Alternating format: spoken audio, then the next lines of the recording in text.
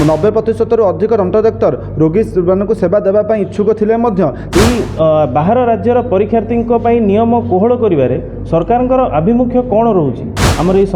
सांबादिक सम्मेलन डाकिबार मूल कारण होची ओपीसी तरफ डेंटल सर्जन रिक्रुटमेंट मार्च 9 तारिख रे गोटे नोटिफिकेशन आसला जो रिक्रुटमेंट रे रूल्स एंड रेगुलेशंस रे बाहर राज्यर परीक्षार्थी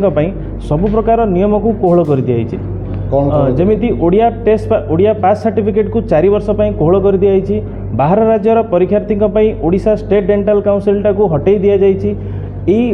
बाहर राज्यर परीक्षार्थी नियम कोहल करिवारे सरकार आभिमुख्य कौन रोचे कहीं सरकार बाहर राज्यर परीक्षार्थी नियम कोहल करुँच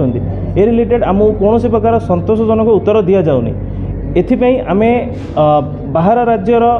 पिलामानंक नियम टी कड़ाकड़ी करने एवं ओडिया परीक्षार्थी को ओडिया डॉक्टर मानू डेंटल डॉक्टर मानू प्रायोरिटाइज करने प्राथमिकता देवाई आम माननीय स्वास्थ्य मंत्री निकट में दाबीपत्र रखीलु दीर्घ 2.5 वर्ष है स्वास्थ्य मंत्री को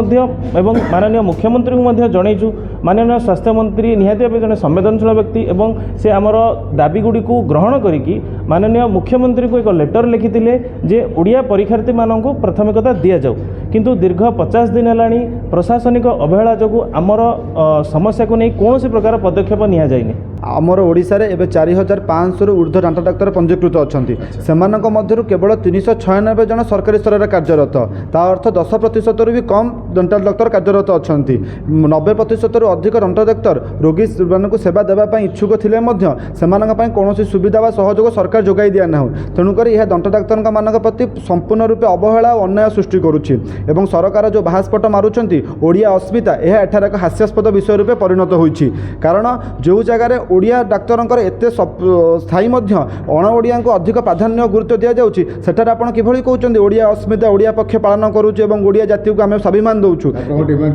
आमर डिमांड रही यही नोटिफिकेशन को बातिल करा जाई एवं एक नुआ स्तर में एग्जाम को संपूर्ण रूपे कार्यरत करा जाऊ नचेत नहीं आगामी 15 दिन मध्य आम राजरास्ता को ओह्लैबू और आमरण अनशन करूँ आम यह जन रखुचु जे एसत जो भी रोगी सेवा व्याघ्रत हम एपाई संपूर्ण रूपे सरकार प्रशासन दायी रहिबे।